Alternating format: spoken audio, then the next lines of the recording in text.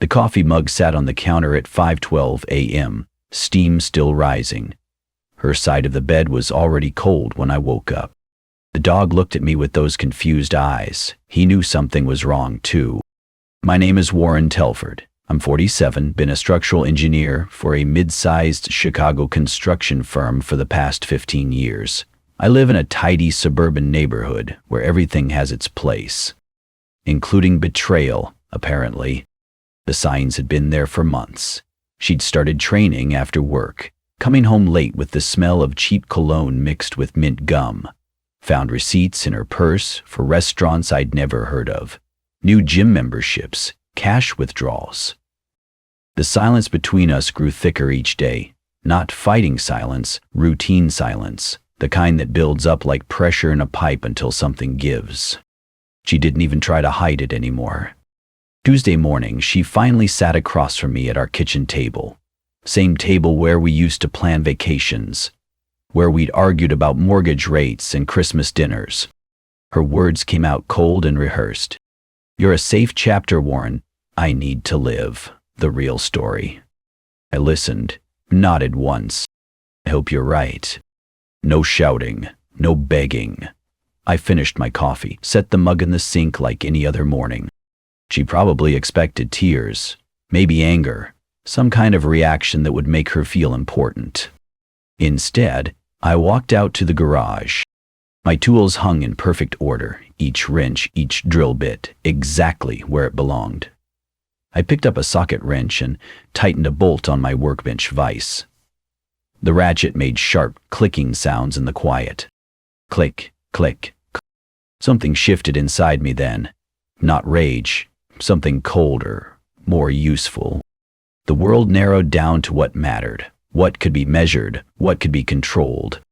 I wasn't a husband anymore. I was an operator. You know what she didn't understand about safe chapters? They're the foundation everything else gets built on. And when you've spent 20 years learning how structures fail, you develop an eye for weak points. She thought safe meant predictable, boring, easy to dismiss. But here's the thing about guys like me. We don't just build things. We know exactly how to take them apart. The ratchet clicked one more time. I set it down, brushed my hands clean, and went back inside. She was still sitting at the table, probably waiting for some dramatic scene, some moment she could tell her friends about later. I poured myself another cup of coffee instead. "When you want to do this officially?" I asked. She blinked. "Do what?" "The divorce. Paperwork takes time." Her face went pale. Maybe she'd expected me to fight for her, beg her to stay, promise to be more exciting. I just wanted to know the timeline. I don't know. Soon, I guess. All right. I took my coffee and went to work, left her sitting there in the silence she'd created. 23 years of marriage, and it ended with a coffee mug and a wrench. No drama, no begging. Just the quiet understanding that some structures can't be repaired. They can only be demolished. The demolition would come later. First, I had to study the blueprints. I found out the truth 3 days later. The mail sat unopened on my kitchen counter when I got home from work. Bills, catalogs, the usual junk, and one cream-colored envelope with a law firm's letterhead. Inside, divorce papers. A request for amicable settlement. One page, but every line felt like a lock clicking shut on my future. I read it twice. She wanted half the house, her car, joint accounts, all wrapped up in the language of fairness. Reasonable requests from a reasonable woman. But here's what 20 years of reading construction contracts teaches you. It's not what's written that kills you. It's what's missing. Her lawyer's phrasing was sloppy, rushed. I recognized the template from my buddy Mike's divorce 5 years back. Same clause structure, same loophole that left his ex-wife scrambling when she overreached. Did they really think I wouldn't notice? At work, I kept my head down and my mouth shut. My crew probably thought I was taking it hard, quieter than usual, more withdrawn. They weren't wrong, but I was also sharper, focused, Like when you're checking load calculations and one number doesn't add up, everything else becomes background noise until you find the error. Thursday morning, George Ortiz stopped by the site. Retired site foreman, now runs property management for half the south side. We'd worked together for 12 years before his back gave out. "Coffee?" he asked. We sat in his truck, watching the crew pour foundation. George had that dry humor that comes from seeing everything twice.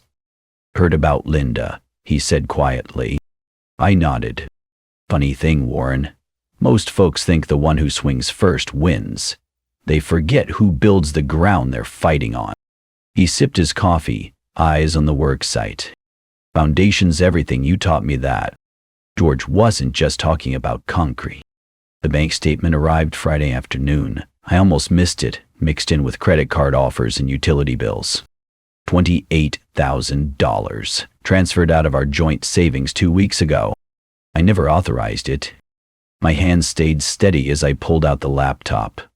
Online banking, transaction history. There it was. Electronic transfer to Apex Wellness Consulting. I'd never heard of Apex Wellness Consulting, but I knew who had. 3 more clicks. Transaction details. Authorization signatures. Mine, apparently. Except I'd never signed anything for Apex Wellness. I'd seen enough forged signatures on change orders to spot one. This wasn't even good work. Here's what really got me. It wasn't just the 28 grand. I dug deeper. Apex Wellness had been on our payroll for 2 months. 3 separate payments. Wellness consultant services. Her trainer, her boyfriend, getting paid with my money, my signatures, my accounts. The affair wasn't just about finding someone younger. It was about bleeding me dry while I played the oblivious husband. They never planned for me to notice. You know what the worst part was? Not the money, not even the cheating. It was the assumption. The quiet confidence that Warren Telford was too safe, too predictable, too stupid to check the books. But here's what they missed about guys like me. Being safe doesn't mean being blind. It means being careful, methodical.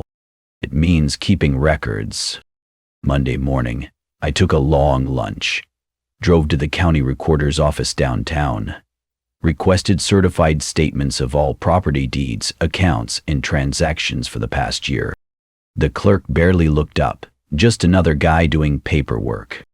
Nobody notices the foundation work until the building falls down. That evening I changed the locks, all of them. Front door, back door, garage. Took me 40 minutes with my cordless drill. Then I sent one email to her lawyer. Your client is not authorized to enter this property without prior written notice. Short, professional, legally sound. I copied myself, dated it, filed it in my new folder, divorce. Right next to the folder labeled Apex Wellness Consulting. She'd called me a safe chapter. Maybe she was right. But safe chapters are where you keep the important stuff, the stuff that matters when everything else falls apart. And I was about to show her exactly how much damage a boring guy with good records could do. The real story was just getting started. Things got worse, or better, depending on how you looked at it. The blank check showed up in Tuesday's mail. Return for insufficient funds. Joint account dated 2 weeks before she left. I didn't write it. The amount was for $1,200, made out to cash, her handwriting clear as day. How many more were there? That night, I spread every bank statement, loan document, and insurance policy across my kitchen table. 23 years of financial history, joint accounts, credit cards, the works. Time to see what else I'd missed.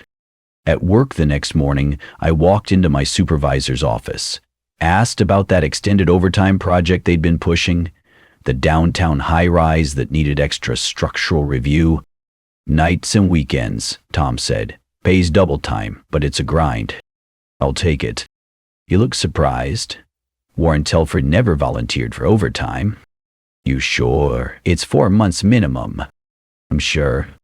What Tom didn't know was that I'd already set up an LLC under my mother's maiden name, Every overtime dollar would flow through that account.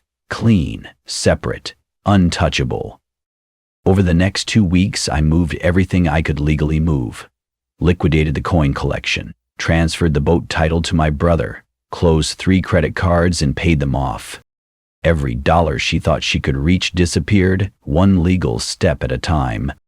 But the real work happened on a Wednesday afternoon. I sat in my truck during lunch break and made one phone call. Buyer's tip line. "I'd like to report suspected fraudulent business deductions," I said. The agent was polite, professional, asked for the business name, approximate amounts, time frame. Apex Wellness Consulting. About $50,000 in payments over 2 months. Fake invoices, forged authorizations. I didn't mention my wife. Didn't mention the affair, just the facts. The system would do the rest. Friday morning, her trainer called me. First time I'd heard his voice. "Warren, this is Derek. Look, there's been some kind of mistake." I hung up. He called back 3 times that day. I let it ring. By the following week, the county had opened an investigation. Turns out Derek had been billing other clients the same way. Fake contractor invoices, forged signatures, the whole playbook. The IRS audit was just the beginning. But Linda's lawyer started getting aggressive, called me twice, sent threatening letters about obstruction and hiding assets. I never responded to the calls. Instead, I sent one certified letter. Copies of the forged signatures, bank records showing unauthorized transfers, a timeline of fraudulent activity. No commentary, no accusations, just documentation. The divorce settlement stalled. Her lawyer stopped calling. And then Derek got arrested. Wire fraud, multiple counts. The county investigation had uncovered fake invoices across 6 different clients, $53,000 in fraudulent billing. I heard about it from George over coffee. He'd seen it in the business journal. "Your ex's boyfriend made the news," he said, sliding the paper across the table. I read the article twice. Didn't say anything. "Funny how these things work out," George added. That's when he told me the rest. A friend of mine handles commercial lending downtown. Says a couple tried to buy a condo last month using your credit as backup. Application got flagged when they ran the numbers. My coffee went cold. Someone listed you as a silent guarantor. Co-signed for $300,000 without your knowledge. The bank called me the next day. "Mr. Telford, this is Janet Morrison from Midwest Commercial Lending. We need to verify a loan application. Your signature appears on a co-guarantor agreement for Linda Telford and Derek Matthews." I never signed anything for them. "Are you certain? The application shows." "I'm certain, and I have proof." I faxed them copies of the forged signatures from the Apex Wellness fraud. Included a timeline showing I was changing locks while they were supposedly getting my permission for the loan. The purchase collapsed the same day. $300,000 gone. I changed my mailing address to a P.O. box, all accounts, all statements, all correspondence. If they wanted to find something, they'd have to work for it. That Friday, my phone rang at 2:17 I am in county jail. Derek's voice, desperate and shaky. "Warren, please. I need to explain. This got out of hand. I never meant." I listened to the whole voicemail. 3 minutes of pleading, excuses, promises to make it right. Then I deleted it. The system was talking now. I didn't need to say a word. You know what's funny about being called safe? People think it means you won't fight back. That you'll take whatever they dish out because you're too scared or too weak to respond. But safe doesn't mean weak. It means careful, patient, methodical. And when you've spent your whole life building things that last, you develop a real appreciation for watching the poorly constructed ones fall down. All by themselves. The deputy found her at the gym. Tuesday afternoon, 3:15 p.m. Linda was walking out of her spin class when he approached with the summons. Her manager watched from behind the front desk. 3 of her workout friends stood nearby, pretending not to stare. "Lyndon Telford." She nodded.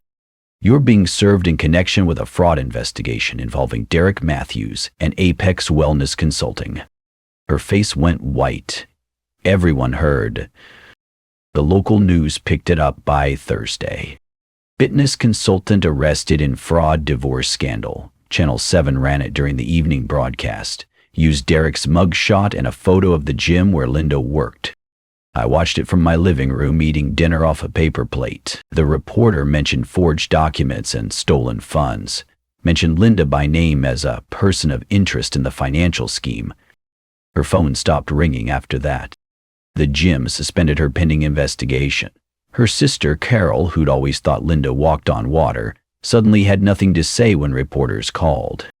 Her whole family went quiet, ashamed. The truth wasn't just legal anymore. It was social, and in a neighborhood like ours, social death is permanent. Here's what Linda never understood. Derek thought he was clever. She thought she was invisible. Both of them forgot the ground rules. Warren Telford doesn't fight. Warren Telford doesn't argue. Warren Telford watches, records, and waits. For 23 years, that had been my weakness. Now it was my weapon. Divorce court was scheduled for a Tuesday morning in October. Linda sat across the courtroom with her lawyer, trying to look confident. Judge Patricia Morrison read through the evidence methodically. Bank records, forged signatures, IRS findings, county audit results. 20 minutes of silence except for turning pages. Finally, she looked up. "Plaintiff's claims are undermined by documented financial malfeasance," she said. "This court cannot award assets obtained through fraudulent means." Linda lost her claim to the house, lost the joint accounts, had to pay restitution for half the stolen funds, $14,000 she didn't have. Her lawyer looked like he wanted to disappear. The county audit wrapped up 3 weeks later. Derek was officially guilty on 7 counts of fraud. They issued a formal reprimand to Linda as a co-conspirator. Not criminal charges, but public record. Her name attached to fraud forever. George stopped by that Friday with coffee and news. "Saw the final paperwork," he said quietly. "County's done with their investigation." We sat in his truck, watching my neighbor rake leaves. "You know what they never figured out?" George asked. I waited. "They thought you were safe. They just never realized you weren't stupid." He finished his coffee, crumpled the cup. "Takes a special kind of arrogance to steal from an engineer and expect him not to notice the math." The movers came on a Saturday morning in November. Linda had finally found an apartment across town. 1 bedroom, month-to-month lease, all she could afford now. I stood in the doorway, watching them pack her last box. 23 years of marriage reduced to what fit in a U-Haul. She wouldn't look at me, kept her eyes down, directing the movers like it was any other day. But her hands shook when she signed the final paperwork. The lead mover handed me a form to acknowledge the move was complete, standard procedure. I signed it, wrote out a check for $1, the final legal requirement to close our property agreement. $1 for everything she'd tried to take. I held it out to her. "This covers your remaining claim on the property," I said quietly. She stared at the check. Her hands were trembling now. "Warren, it's what the court ordered." She took the check, folded it carefully like it was worth something. The balance of power had shifted completely. The woman who'd called me a safe chapter was now living on scraps, while the boring husband she'd dismissed owned everything she'd tried to steal. Derek was serving 18 months. Linda was working part-time at a discount gym for $12 an hour. And I was standing in my own house, watching the last piece of their plan drive away in a rental truck. The house felt different now. Not empty, clean. Like when you tear down a wall and realize the whole structure is stronger without it. You know what the real story was? It wasn't about the money or the affair or even the betrayal. It was about what happens when people mistake quiet for weak, when they confuse safe with stupid. When they forget that the guy who builds the foundation also knows exactly where to place the charges when it's time to bring the whole thing down. It was over. The house sat empty that night, rain drumming against the windows. The smell of old paint hung in the air, layers of color from 23 years of trying to make something feel like home. I walked through rooms that echoed differently now. Lighter, clean. The garage was the last place I needed to go. From my tool chest, I pulled out the coffee can where I'd kept all the house keys. Hers, from when we first bought the place. The old deadbolt set. A dozen unnecessary duplicates from locks we'd changed over the years. Pieces of metal that used to mean something. I opened the wood stove in the corner. Hadn't used it since last winter. Set the keys inside, one by one. They made small clicking sounds against the iron. The match caught on the first strike. The keys curled as they heated, blackened. The fire hissed, brief and final, like air escaping from something under pressure. I sat on the concrete floor and watched them burn. No anger, no satisfaction, just the quiet understanding that some rituals aren't about reclaiming the past. They're about burning away what never belonged to you in the first place. In the silence, I remembered every small oversight, every time she dismissed something I said, every quiet assumption that Warren Telford would just take whatever came his way. She'd been right about one thing. I was safe, but safe had never meant weak. It meant careful, patient, built to last. The fire died down to embers. The keys were gone. 23 years of shared access reduced to ash and metal fragments. I closed the stove door and walked back inside. Dawn came quiet. No alarms, no schedule to keep. Just gray light filtering through windows that belonged entirely to me now. I left the front door unlocked and stepped out into the chill. The air was clean, sharp with the promise of winter. For the first time in months, I didn't look back. The dog followed me down the driveway, tail wagging in the new silence. He'd always been mine anyway. Linda had just tolerated him. We walked to the end of the block and turned toward the park. My footsteps echoed different on the empty sidewalk. Not the rhythm of a man carrying weight, but the steady pace of someone who knew exactly where the ground was solid. The real story, it turned out, wasn't about what I'd lost. It was about what I'd built, what I'd learned, what I could construct on ground that was finally completely mine. No shared accounts, no forged signatures, no assumptions about what Warren Telford would or wouldn't notice. Just the foundation I'd always been building, brick by brick, day by day. Safe, unshakable, and entirely under my control. The ground ahead stretched out, unwritten, waiting for whatever I decided to build next. And for the first time in 23 years, every single blueprint would be mine.